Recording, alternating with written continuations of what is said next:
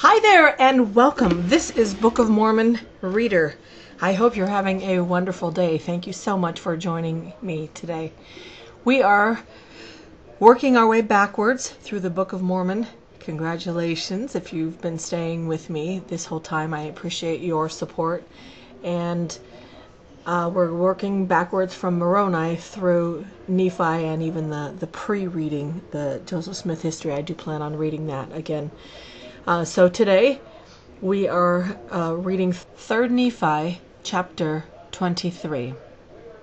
And we're lucky because there are not a lot of chapters in the Book of Mormon where we hear the actual words of Christ himself and the things that he, this is kind of like Matthew, Mark, Luke, and John, where they are recording their actual ministry of Christ from their different perspectives.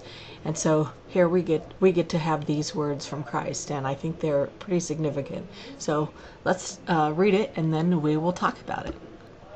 The Book of Mormon, 3rd Nephi, chapter 23. And now, behold, I say unto you, that ye ought to search these things. Yea, a commandment I give unto you, that ye search these things diligently. For great are the words of Isaiah. For surely he spake as touching all things concerning my people, which are of the house of Israel. Therefore it must needs be that he must speak also to the Gentiles. And all things that he spake have been and shall be, even according to the words which he spake. Therefore give heed to my words. Write the things which I have told you, and according to the time and the will of the Father they shall go forth unto the Gentiles. And whosoever will hearken unto my words, and repenteth, and is baptized, the same shall be saved.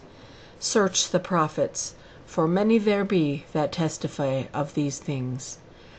And now it came to pass that when Jesus had said these words, he said unto them again, after he had expounded all the scriptures unto them, which they had received, he said unto them, Behold, other scriptures I would that ye should write, that ye have not.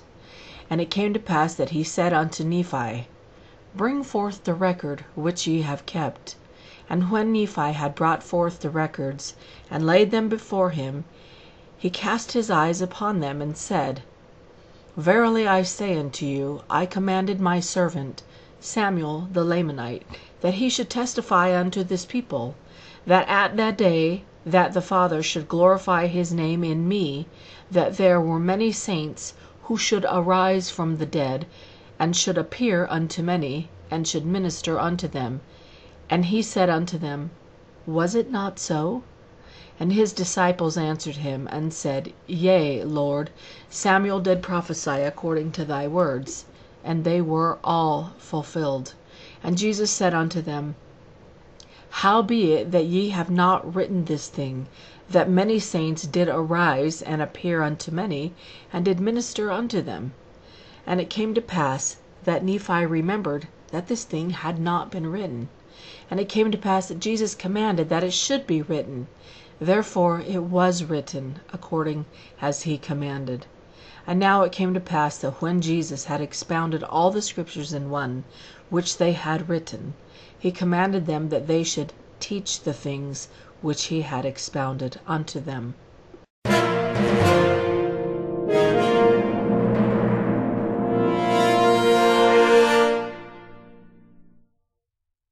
Well, now comes the fun part, which is the commentary portion. And I don't know, if you find my comments of value, but it's for me, I've never taken this opportunity to really share my own experience of how I study scriptures, what I do when I'm looking. And so for me, I'm grateful to have this opportunity to sort of flush out my thoughts and to ponder during my personal scripture study time, which is what I'm just sharing with you. I don't purport to be a gospel scholar, although I do all of the things that gospel scholars do, but you know, I don't have the official title and the official credential of it. But that being said, I will say that I'm thrilled that I have at my fingertips the technology of the day to allow me to do this in such a way that it's not burdensome for me. I have started the Book of Mormon. I remember when I had little children, we each were given a little notebook, and we would read scriptures together as a family, a chapter every day. And we didn't do it every single day, but we tried, and we, you know, I actually still have those notebooks, and I can look and see the pictures that were drawn and some of the notes that were taken. And it is, it's a commitment to study the scriptures, and it's more of a commitment to write things down and to record things. And one of the things, which I don't even know if you know this, but when I am finished with this, I am doing a dual recording with a program that's a free download called Audacity, and I create a video for my YouTube channel.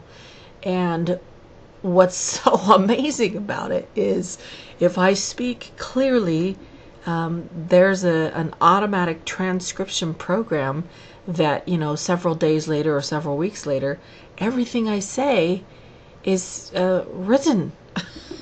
It's written, and I didn't have to pay a transcriber, and I didn't have to take the time to write it myself, because my words are being recorded, which is pretty remarkable. And so the blog that I started, I can, you know, take that transcription perhaps and, you know, go through it and clean it up a little bit, but all my words can be transcribed here.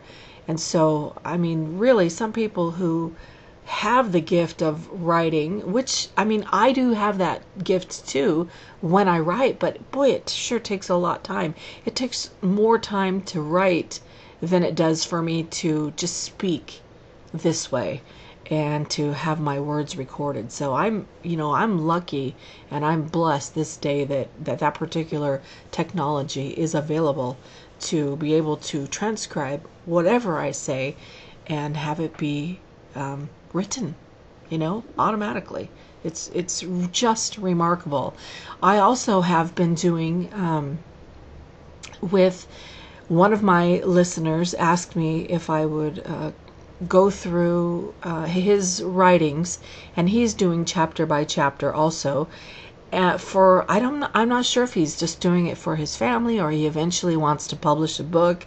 So now he's a bishop, so he hasn't been giving me these chapters as frequently. But I think it's admirable, and I think it's amazing that he's doing it. And because I have, you know, this resource here by W. Cleon Skousen with all of his writings, can you imagine if every single person who was reading the Book of Mormon took the time and the effort to write down verse by verse what they were thinking, questions that were generated? I mean, the entire Doctrine and Covenants, which is Latter-day Revelation given to Joseph Smith, the entire thing of it was in response to questions that he had, that he presented to the Lord. And so asking questions is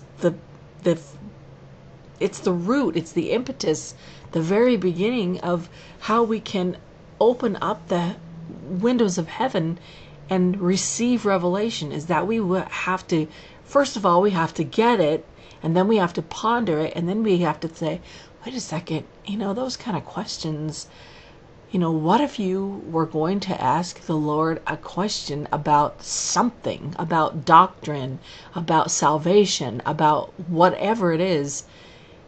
How do you think you can receive an answer if you never ask? I mean, that's just critical. Take the time to ask. And so, if you're listening, the one who I've been helping with, you know, chapter by chapter, congratulations, you know, I've gotten another chapter. And you know what? So what if it takes 5 years, 10 years, because guess what? 5 years and 10 years is going to go by no matter what. I mean, when I started this, I thought, oh my gosh, it's so much slower doing only one chapter per day and then commenting on one chapter than it is to, knock out several chapters. But this way, and the format that I'm using, it forces me. I mean, it forces me to work within this format. I'm so appreciative of that. So, it's never too late to start something. It's never too late to get excited about.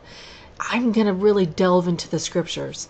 I also wanted to give, I don't know what you call it. Some people call it a shout out or whatever, but I think what I want to do is start dedicating each of my episodes to somebody that has inspired me or that I am thinking of or whatever, just for some particular, just a little added something to this experience for me. And you know what's interesting? When you have somebody in your mind and in your heart for that particular day, I think something, incredible does happen. I think that your energy out there, I think it matters. And I don't think the distance matters so much as the intent and the energy. And so, believe it or not, I want to dedicate this show to a viewer, a friend in London. And I have his audio that he sent me, a couple of years ago. And he asked actually for me to do more things like this of a spiritual nature. And, he said, the way he said it began to take root inside of me, that I kept thinking and thinking, because I have several different YouTube channels. I have several different offerings. I have one where I have advice for single men that I created absolutely from the, my heart's desire when I was a single woman, as to what was I looking for in a man that I didn't see out there. And from several men that I dated, or some people would laugh and say several hundred men that I dated, I'm like, why isn't what I'm looking for out there?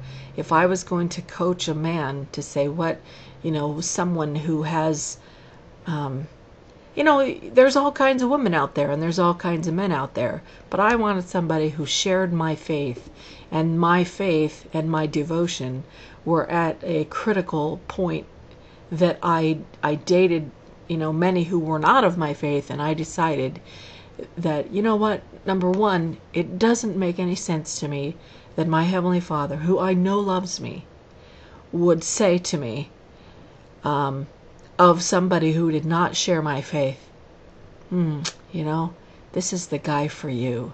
He's not going to be able to share your faith. He's not going to take you to the temple. And he's not going to be able to make covenants with you that will last throughout eternity. That's the guy I have for you. That's the guy I have in mind for you.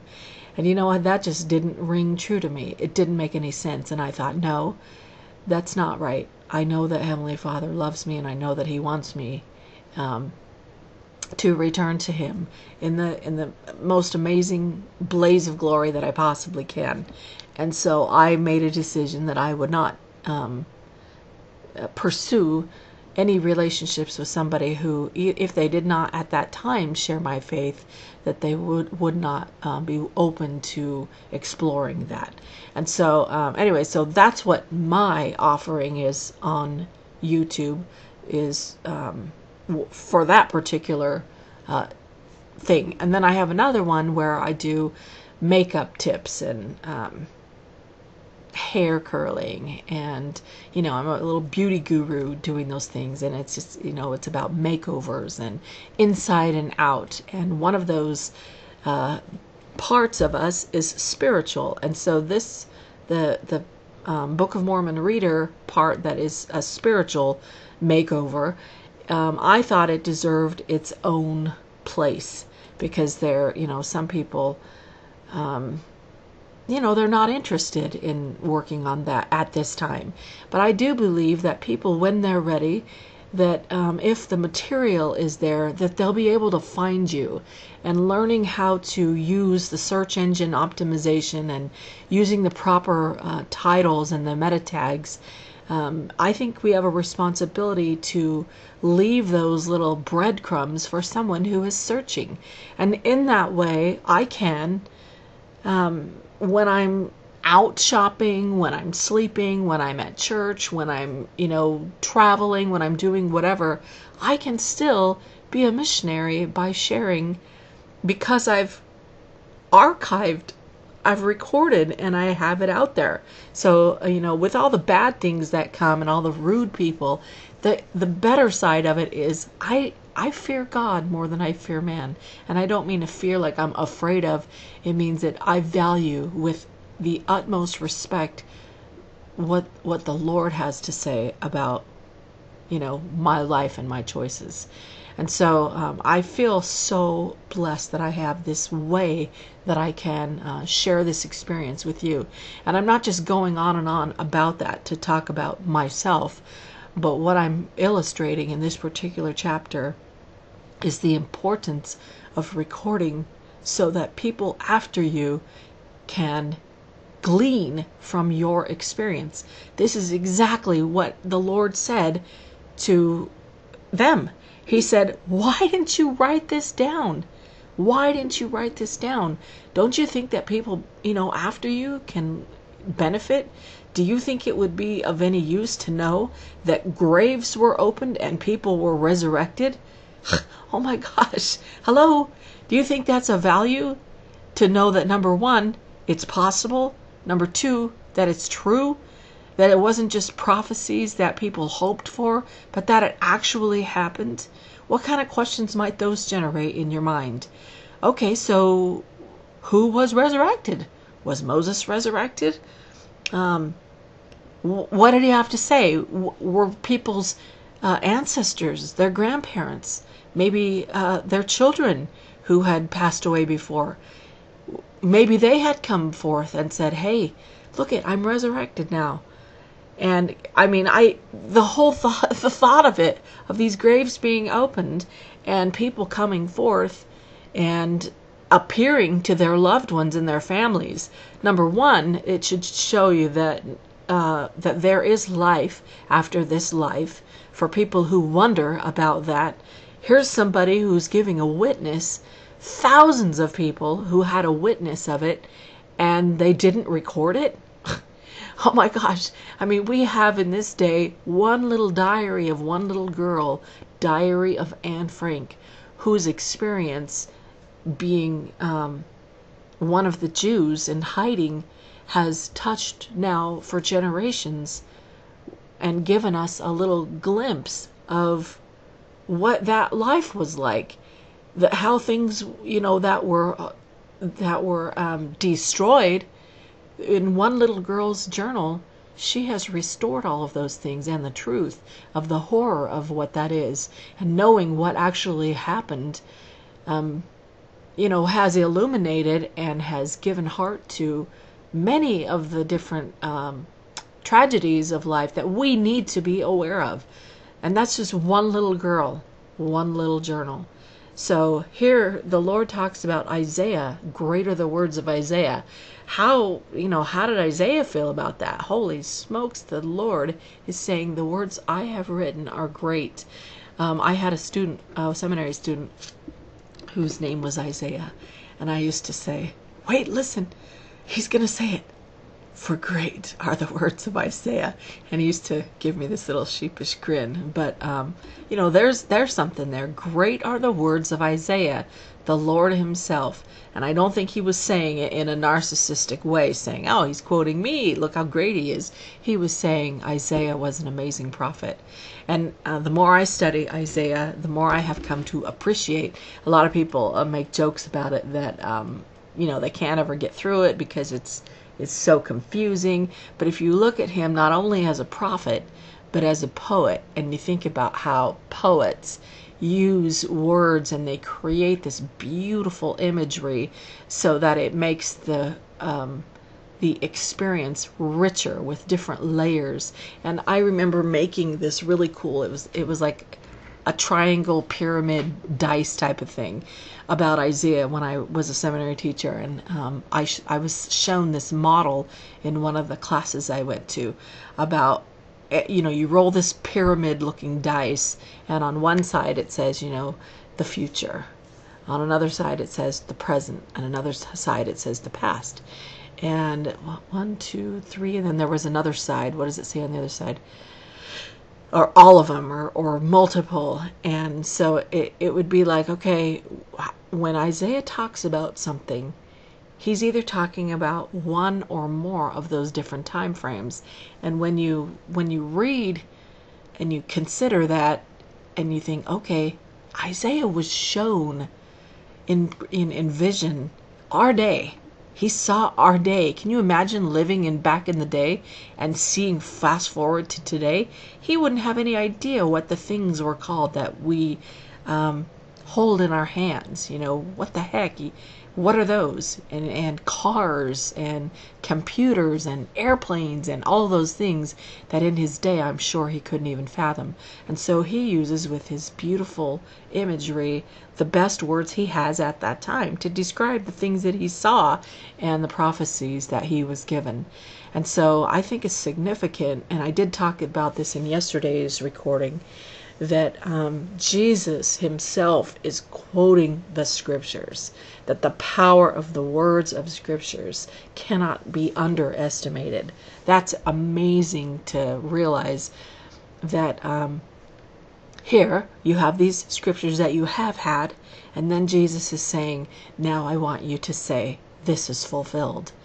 And so it's really it's a double, what is it? It's like a confirmation, a validation that what I said would happen, happened, and what I say is going to happen will happen. And it says, it's with 100% certainty. So people who claim to not believe and to be non-believers, that just seems to me the most illogical argument to say, well, because I didn't see it, it means it didn't happen. In fact, today on the Glenn Beck program, which I faithfully watch, the Glenn Beck program, he is debunking there are myths that the Sandy Hook shootings did not happen. Some sicko people are saying that it was all staged, they were actors, and who on the planet in any portion of a right mind would say that these things didn't happen? And there was another video that they showed about the myth that was, we didn't really go to the moon. And this video, if you look on theblaze.com, it's this guy talking about how in the day when they went to the moon, they did not have the technology to falsify the images that were on that were sent back to Earth from the moon. But people who were saying, we didn't really go to the moon, and so those images are true, which prove that we did go to the moon. And then on the other hand, today we do live in a day where you cannot even believe the things that you see because of how incredible that you can make other things appear.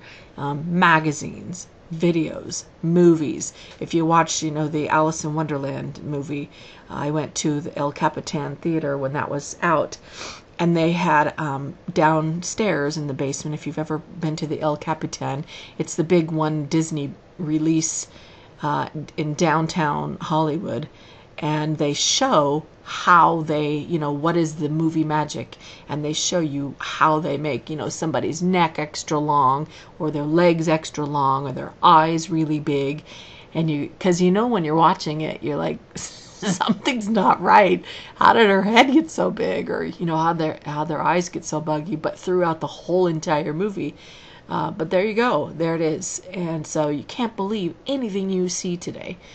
But anyway, so the point of debunking these crazy conspiracies, same thing with 9/11. People say that didn't happen. I think it's it's significant that those things that cause any amount of energy taken away from what are real issues, that they're just distractions, and they keep people's attention shifting from things that are really and truly important. Like, for example, the Patriot Act in America. That says that drones can be used on their own citizens, that anybody can be used without due process, picked up, if they're suspected of terrorism. So at will, somebody could say, "Oh, I think they have that," and you can be held indefinitely, and all of your rights that you have as a citizen are stripped from you. I mean, that's something to talk about. These different conspiracy theories are a waste of your time, and they distract you from doing and studying the things that are truly important. So, oh my gosh, where does the time go? I think this is the main thing about this chapter, is how important it is to record things. Also, I have a friend who is a handwriting expert, Bart Baggett. If you ever listen to this, this is for you. He talks about the importance and the significance of when you write, what it does into your brain, and studying people's brain waves and brain patterns based on how they write has become a career for him. And they do schooling and testifying on court cases as they analyze documents that people write. And today, with the days where we're typing everything, we're getting away from writing, and it's important to write. There's a thing that happens inside your body that helps you to remember things more. In fact, it says in this little book I have, why do you think the Lord attaches so much importance to having these things written down? You will notice that in any church meeting or Sunday school class, it's very rare that anyone has a notebook or writes down the things which are being said. Psychologists have discovered that the mind can permanently recall only about 2% of the things which are heard, even when a person is really trying to remember them. The two key words in developing memory are frequency and recency. And actually another one is relevance. I just saw a lecture about memorizing things. And if you take notes and you refresh your mind from time to time, then you're able to recall about 75%. And so that's a if you want to get something more out of it, take an extra thing of notebooks and write things down. When I watch General Conference, I generally take notes, even if I never look at my notes again. There's something about listening and writing and doing it together that is very significant and helps you to retain things better. So this episode I want to dedicate to my friend from London, Terry. If you are listening, thank you so much for asking me to share more things to help with spirituality, to help people have a spiritual makeover. And I do appreciate your encouragement and your request and the audio that you sent me with your heartfelt inquiry. I really, really appreciate that. And that is one reason why I am doing this today. So thank you so much for joining me. Thank you for your feedback. I do listen to all of your questions, and I am grateful that we have this means to communicate. We'll see you tomorrow. 3rd Nephi chapter 22.